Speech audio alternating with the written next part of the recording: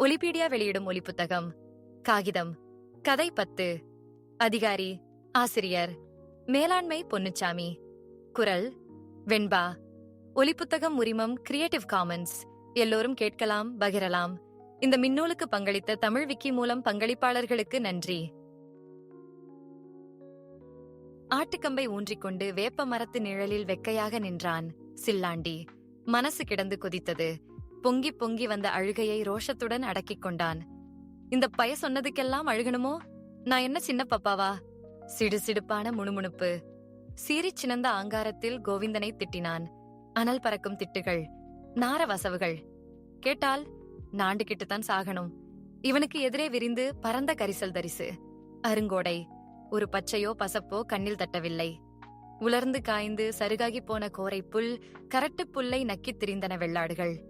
வெக்கரித்த வெயில். ஏக்கமும் நப்பாசையுமாய் நிமிர்ந்து நிமிர்ந்து கள்ளப்பார்வை பார்த்து கத்துகிற ஆடுகள், பச்சைக்கு ஏங்குகிற ஆடுகள். இவனது ஆங்காரத்தில் அதன் ஏக்கமான கதறல்கள் கூட எரிச்சல் படுத்துகிறது. குனிந்து கல்லை எடுத்து எரிகிறான். எரிகிற கற்கள் விர்ரர் விர்ரங் என்ற விசை இரைச்சலோடு பாய்கின்றன. குறிப்பாக கோவிந்தனின் ஆடுகளை நோக்கியே பாய்கிற அவனது மனக்கற்கள். நீல டவுஷர் சாயம் போய் நூல் நூலாய்ட் தொங்கியது. அழுக்கான சீசன் துண்டு தலையில் வட்டக்கட்டாக கட்டப்பட்டிருந்தது. இன்னும் பூனை ரோமம் அரும்பாத பிஞ்சு பருவம். இவனது முதுகுக்கு பின்னால் கோலாகல சத்தம். பொங்கல் வைத்து மொட்டை எடுத்து காது குத்த சாதிசனத்தோடு வந்தவர்களின் மகிழ்ச்சியான ஆரவாரக் கூச்சல். அடுப்ப மூட்டுங்கடா, அரிசியை அரிச்சு போடுங்க, பொங்க பானையிலே சந்தனம் பூசி குங்குமம் வை. ஏகமாய் மனித கூச்சல், உத்தரவிடுகிற, எகிறுகிற, கிண்டலடிக்கிற, வெறுமனே கெக்களிக்கிற சத்தங்கள். இவன் அந்த பக்கம் திரும்பவே இல்லை. மனசெல்லாம் கிடந்து கசக்கிறது. சத்தமுகங்களோடு மனசுக்குள் தெரிகிற அந்த கோவில் கோலாகலம் இவனுள் வெறுப்பனலை அலை அலையாக எழுப்புகிறது. காட்டுக்கோயில், பெரிய கோயில், 3 ஆள் உயரத்துக்கு கல்கோட்டை சுவர். அதற்கும் மேலே நெஞ்சையும் தலையையும் பயங்கர கண்ணையும் மீசையையும் காட்டிக்கொண்டு சாட்டை ஏந்திய சத்தியான வீரபாண்டிச்சாமி. வாசல் படியில் 4 பேர் படுக்கலாம். அத்தனை நீள அகலம். சில்லாண்டிக்குள் குதிரப்பட்ட அவமான ரணம். ஒரு பிடிவாதத்தில் கழுத்தை அந்த பக்கம் திருப்பாமல் இருந்தான். ஆனால் மனசின் ஆழத்தில் ஆசை.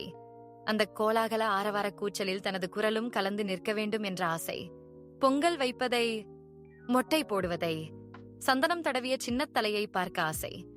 அந்த மகிழ்ச்சியான மனித களைபரத்தில் தானும் சமதையாக கலந்து மகிழ்ந்து குலாவிக் கிடக்கணும் என்னும் ஆசை. வெள்ளையும் சொல்லையுமாக கிராமத்துப் பெண்கள் சந்தோஷமாய் பேசிச் சிரித்து மனக்கொண்டாட்டமாய் குதூகலிக்கிற அழகை பார்க்க ஆசை. என்ன செய்ய? இவன் எப்ப, எதுக்கு, என்ன ஆசைப்பட்டாலும் நிறைவேறாது. அதோடு மட்டும் வெறுமனே போகாது. மனசின் ஆழம் வரைக்கும் ஓர் அறிவாள் வெட்டு விழும், காயமாக்கும்.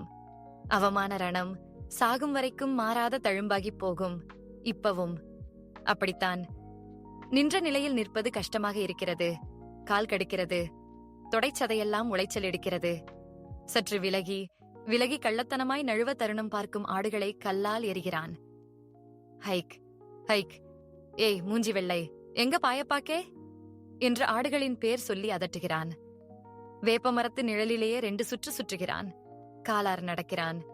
அப்புறம் ஆட்டுக்கம்பை சாய்வாக ஊன்றி அதன் மேல் இடது கட்கத்தை போட்டு விரைத்த இடது கால் பாதத்தில் வலது காலை தளரச் செய்து ஊன்றிக்கொண்டு உடம்பின் பாரம் முழுவதையும் கம்பின் மேல் போட்டு பசுக்களை மேய்க்கும் கோகுலகிருஷ்ணனைப் போல நின்றான் சில்லாண்டி. தூரத்தில் ஊருக்குள் பள்ளி மணியோசை ஒலிப்பின் மங்கலான இரைச்சல். இவனுக்குள் இனம் புரியாத ஏக்கம், இழப்புச் சோகம். கோவிந்தன் கூட சுத்தித் திரியலாம்கிற விருப்பத்துக்காக 7ஆப்பு அரை பரீட்சை முடிந்த கையோடு ஐயாவிடம் சண்டை போட்டு அடம்பிடித்து ஆட்டுக்கம்பை பிடித்த அந்த நாள் 2 வருஷமாயிற்று. இப்போது படித்தால் 9ஆம் வகுப்புல இருப்பான். காக்கி டவுசரும் வெள்ளை சட்டையுமாக இருந்திருப்பான். வகுப்புல 4வது 5வது ரேங்க்ல இருப்பான். எல்லாம் போச்சு. இந்த கோவிந்தன் பயலோட நட்பை பெருசா நினைச்சு வந்தது தப்பா போச்சு. ஆயுசுக்கும் தீராத மனக்கேடாகி போச்சு. 1ஆப்ல இருந்து கூட்டாளி கோவிந்தன் பக்கத்திலேயே ஒட்டியிருப்பான். ஸ்லேட்டில் இவன் எழுதியதை பார்த்து பார்த்து தான் கோவிந்தன் எழுதுவான். படிப்புல ரொம்ப மக்கு. கோவிந்தன் 7ஆப்பு வரைக்கும் வந்தான். கால் பிரீட்சை எழுதி முடிந்தவுடன் படிப்புக்கும் கோவிந்தா போட்டு விட்டான். ஆட்டுக்கம்பை எடுத்து அவனது ஐயா கொடுத்து விட்டார். அவனும் ஆனந்த கூத்தாட்டம் போட்டுக்கொண்டே ஆடுகளை பத்திக் கொண்டே காடுகரைக்கு போய்விட்டான். கூண்டு விட்டு பறந்த குருவி. ஆகாயம் முழுக்க ரெக்கையடித்த சுதந்திர குருவி. ரெக்கையொடிந்த மாதிரி இருந்தது சில்லாண்டிக்கு. 7 வருஷ சிநேகிதன். இல்லாமற் போன இழப்புச் சூன்யம். பழகுவதும் சிரிப்பதும் கேலி கிண்டல் பண்ணுவதும் நயாண்டி பண்ணி கூத்தடிப்பதும். கோவிந்தன் கூட இருந்தாலே கும்மாளம்தான், குதூகலம்தான். குறும்பும் குசும்புமாய் மனசே போங்கி வழியும். சந்தோஷமாயிருக்கும். உயிர் சிநேகிதத்தை உணராமலேயே அனுபவித்தான். இதெல்லாம் கோவிந்தன் இல்லாமற் போன பிறகுதான் சில்லாண்டிக்கே புரிந்தது. பிரிவின் வேதனை தாழாமல் ஏங்கினான். கோவிந்தனை பிரிந்து வாழ சில்லாண்டிக்கு மனசில்லை. படிப்பிலிருந்த ருசியே போயிற்று. வகுப்பே சப்பென்று ஆகிவிட்டது. அறுத்துக்கொண்டு ஓடிவிடலாமா என்று அவன் மனசுக்குள் துடிப்பு, தவிப்பு, ரெக்கையடிக்க ஆசைப்படுகிற மனசு. கோவிந்தனுக்குள் போய் விழுந்துவிட ஆசை. ஐயாவிடம் சண்டை போட்டான். அடம்பிடித்தான். ஆடு மேய்க்கப் போவதாக ஆலாய் பறந்தான். பாவம் ஐயா. நாயக்கர் வீட்டில் சாணி சகதி அள்ளி பழைய கஞ்சியை மாட்டுத் தொழுவத்தில் வைத்து குடிக்கிற ஐயா. ஆடு மேய்க்கப் போகணும்னு ஆலாய் பறக்கிற மகனின் அக்கறையில் குளிர்ந்து போன ஐயா. பூரித்து மகிழ்ந்த ஐயா. அரை பரீட்சை முடிந்த கையோடு ஆட்டுக்கம்பை தூக்கிவிட்டான் சில்லாண்டியும். கோவிந்தன் கூட்டுக்காக படிப்பையே தூக்கி எறிந்தான் சில்லாண்டி. ஆனால் கோவிந்தன் கோவிந்தன் சில்லாண்டிக்குள் தீக் கோலை சொருகின மாதிரி இருந்தது. அடப்பாவி, காரித்து பிட்டியடா. நம்பி வந்த ஜீவனோட நரம்பை அறுத்துட்டியடா. மனசின் கனல் வார்த்தையாகாமல் முகமற்ற உணர்வு தகிப்பாக உள்ஜவையே சுட்டு பொசுக்க 2 மாசத்துக்கு முந்தி ஆடுகள் ஊருக்குள் நுழைகிற சமயம். ஆடுகளை இனம் பிரித்தனர். அவரவர் ஆடுகளை தனியாக்கி பத்திக் கொண்டு வந்தனர். கோவிந்தன் ஊருக்குள் போனான். சில்லாண்டி ஊரை தாண்டி இருக்கிற சேரிக்கு போயாகணும். போயிட்டு வாரியாடா கோவிந்தா? நீ வாரியாடா? நான் வரட்டா? கொழை ஒடிக்க போகணும்லே. நானே வாரேன். சிரிப்பின் வெளிச்சம் சில்லாண்டி முகத்தில் மின்னியது. மனசின் சிரிப்பு, மன நட்பின் நெகிழ்வு, பூரிப்பின் மலர்ச்சி. ஆனால் கோவிந்தன் முகம் சிரித்தது. அது முகச்சிரிப்புதான், மனச்சிரிப்பாக தெரியவில்லை. ஏதோ தர்ம சங்கடமான தவிப்பை வேப்பெண்ணையை மாதிரி விழுங்கிக் கொண்டு சிரிக்கிறான். ஆடுகளை கொண்டு போய் வேலிப்படலுக்குள் அடைத்தான். வேலிப்படலின் மூலையில் ஆட்டுச்சாணி குப்பை, அதன் கொச்சை வாடை, குப்பென்று நாசியை தாக்குகிற சாணியின் நெடி. அந்த குப்பை குமியிலிருந்து கதவென்று வெக்கையான ஆவி வந்து கொண்டிருந்தது. வேலிப்படலின் கதவை இழுத்து மாட்டிவிட்டு வீட்டுக்கு ஓட்டமும் நடையுமாய் வந்தான். மனம் முழுவதும் ஓர் இனம் புரியாத பரபரப்பு. அவன் இரத்த அணுக்களில் பரவியிருந்த மனத்துரிதம். கோவிந்தன் எப்ப வருவான் என்று அலைபாய்கிற மனசு. எம்மா எம்மா. கத்திக்கொண்டே ஓடி வருகிற சில்லாண்டி. எம்மா சோறுவை, வவுறு பசிக்குமா? ஏண்டா சனியனே, வந்து நிக்கிறதுக்குள்ளே வவுத்த காட்டுதே. கால்லே வெண்ணிய ஊத்திக்கிட்டு நின்னா என்ன செய்ய? இப்ப சோறு வைக்க போறியா இல்லையா? இருடா எடுபட்ட பயலே. உச்சஸ்தாயியில் கத்தி வெடிக்கிற அம்மா. அள்ளி போட்ட மாதிரி அவுக் தொவக்கென்று உண்டு முடித்தான். ஈரக்கையை டவுசரில் கழுவிக்கொண்டே வந்தான். திருவிளக்கின் வெளிச்சம். நுனி சுருண்ட வாளோடு சோம்பலான அசமந்தமாய் அலைகிற பன்றிகள். எட்டி பார்வையை எறிந்தான். கோவிந்தன் தட்டுப்படவில்லை. ஆவல் பரப்பில் ரெக்கையடிக்கிற மனசின் துள்ளல், பரபரப்பு. நிலை கொண்டு நிற்க முடியவில்லை. இந்த கணமே கோவிந்தனை பார்த்தாகணும் என்று துடிக்கிற மனசு. பொறுமையில்லாதவனாக சில்லாண்டி ஊர் தெருவை நோக்கி புறப்பட்டான். இல்லை, பாய்ந்தான். 2 பேரும் ஊர் மைதானத்தில் உட்கார்ந்து ஊர்க்கதைகள் பேசினர். கொழைக்களவுக்கு போகணும். ஊர் அடங்குகிற வரைக்கும் பம்மி பதுங்கணும். ராத்திரி பூராவும் ஆடுகள் கடிக்க பசுங்குழை வேண்டுமே. நேரம் ஊர்ந்தது. கோவிந்தா போமடா? நேரம் எம்புட்டி இருக்கும்? 10க்கு மேல இருக்கும்டா. சரி, கொழைக்கு எங்க போறோம்? ராமையா நாடாறு புஞ்சைக்குடா என்று கோவிந்தன் குசுகுசுத்தான். ரகசியமாக 2 பேரும் போய்க் கொண்டிருந்தனர். ஒருவர் மற்றவருக்கு கரிக்கட்டையான வடிவமாகத்தான் தோன்றினர். கனத்த இருட்டு, கிள்ளிவிட்டு ஓடுகிறவனை கூட காணவிடாத இருட்டு. அப்போதுதான் கோவிந்தன் டே சில்லாண்டி என்று ரொம்ப கனிவாக கூப்பிட்டான். பேசவா வேண்டாமா என்று பலநாள் மனத்தயக்கத்திற்கு பிறகு பேசப்போகிறான் இன்றைக்கு. குரலில் அந்த தயக்கம், தடுமாற்றம், குழைவு, வெட்டுவதற்கு முன் ஆட்டின் கழுத்தில் போடுகிற மாலை மாதிரியான ஒரு குழைவு. என்னடா கோவிந்தா, நாம 2 பேரும் ஒன்னாப்புல இருந்து கூட்டாளிக. உசுருக்கு உசுரா பழகுறோம். போடா வாடான்னு சர்வசாதாரணமா பேசிக்கிறோம் இல்லையா? ஆமா, அதுக்கு என்ன? எங்க தெருக்காரங்க என்ன வைதாக? தாறுமாறா இழிவா பேசுதாக. என்னன்னு? என்னதான் கூட படிச்சாலும் சாதி இல்லைன்னு போயிருமா?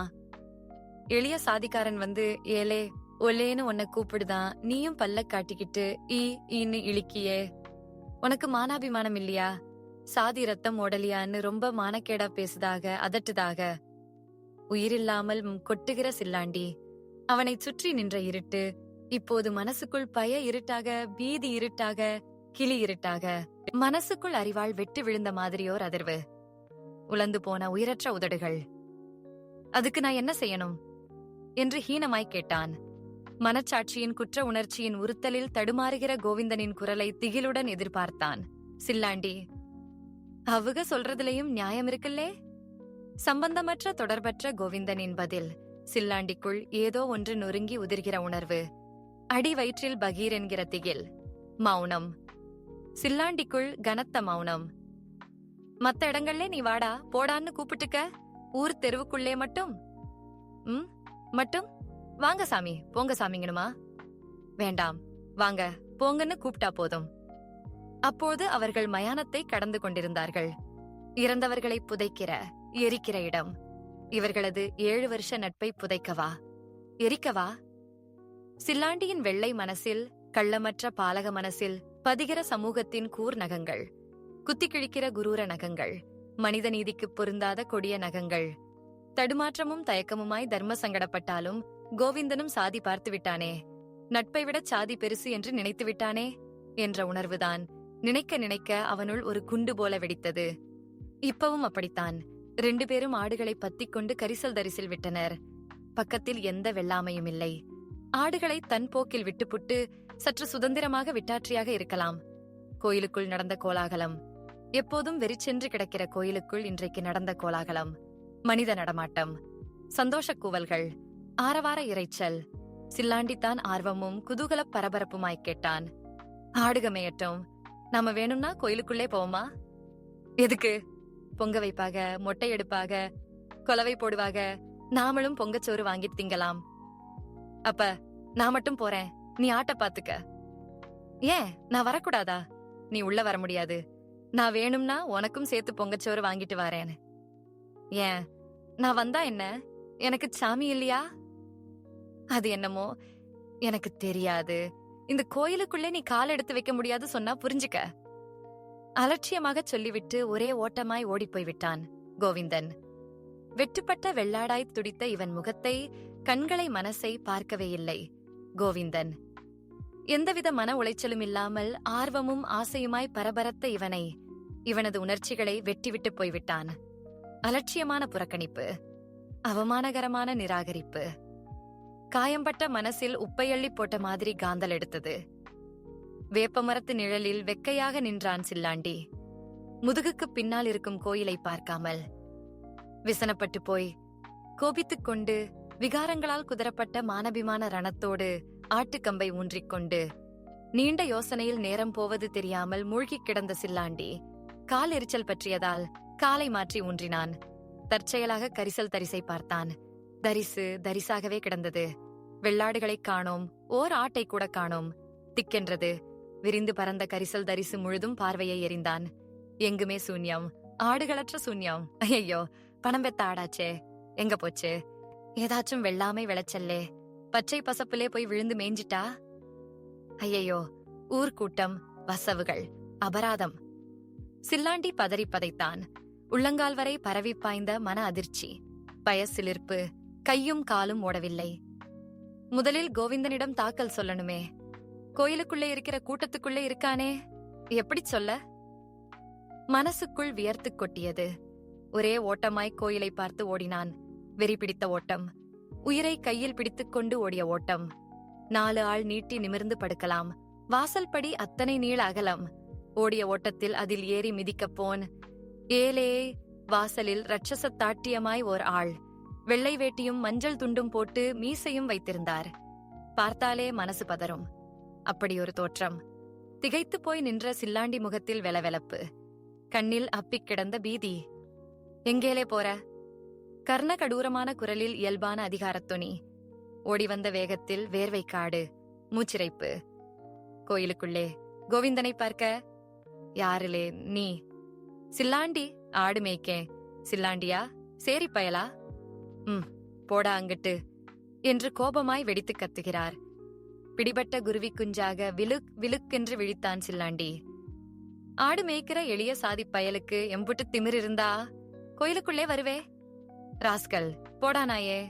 வாசப்படியிலே காலை வச்சே மண்டைய உடைச்சி போடுவேன். படுவா, போடா அங்கிட்டு. கண்மூக்கு தெரியாத வெறியில் கத்துகிற அவர், அதட்டலும் மிரட்டலுமாய் காட்டுக்கத்தலாய் கூச்சலிடுகிற அவர். சில்லாண்டி அரண்டு போனான். பயத்தில் டவுசரே நனைந்து போயிற்று. உயிரே அருந்து போன மாதிரி இருந்தது. அவனுக்குள் என்னென்னவோ நிகழ ஆட்டுக்கம்பை எரிந்துவிட்டு நடந்தான். கோயில் வாசப்படியை திரும்பி திரும்பி பார்த்து கொண்டே அரை உயிராக நகர்ந்தான். மனசெல்லாம் கிடந்து கசந்தது. அடுத்த வருஷம் ஜூன் மாதத்தில் ஏழாப்பில் சேர்ந்தான் சில்லாண்டி மட்டும். கோயில் முன்னால் தர்மகர்த்தா உட்பட வெள்ளையும் சொல்லையுமாய் பிரமுகர்கள் நின்றார்கள். அரசு ஊழியர்களும் நின்றனர். அவர்கள் பார்வைகள் முழுவதுமே ஊரிலிருந்து வரும் மெட்டல் ரோட்டின் மீது நங்கூரமிட்டிருந்தது. ஆவலான நங்கூரம், பரவச கூத்தாட்டமான நங்கூரம். ஊரிலிருந்து கோயில் வரை ரோடு போட்டு 7-8 வருஷம் ஆயிற்று. ரோட்டில் பால் நிறக்கார் புழுதியை கிளப்பிக் கொண்டு பாய்ந்து வந்து நின்றது. ஊழியர்கள் பதற்றமும் பரபரப்புமாய் கதவை திறக்க, வாங்க சார், வாங்க சார் என்று பவ்யமாக வணங்கி வரவேற்க, பிரமுகர்கள் முகமெல்லாம் சிரிப்பாக வணங்கி வரவேற்றார்கள். காரிலிருந்து இறங்கி வந்த அறநிலையத்துறை அதிகாரி, கோயிலுக்குள் மரியாதையான உபசரிப்போடு மாலை அணிவித்து வரவேற்கப்பட்ட அதிகாரி. கோயிலுக்குள் நுழைகிற நேரம் அதிகாரி ஷூவை கழற்றிக் கொண்டே வாசல் பட்டியை பார்த்தார். அதே வாசல் பட்டி. 4 ஆள் படுக்கலாம், அத்தனை நீளகலாம். அவரை சுற்றிலும் வரவேற்பு சத்தம்.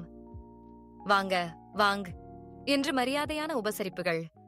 வெறும் உள்ளங்காலை வாசல் படியில் வைக்கிற போது குப்பென்று பழைய அக்னி ஜுவாலைகள் சில்லாண்டி மனசில்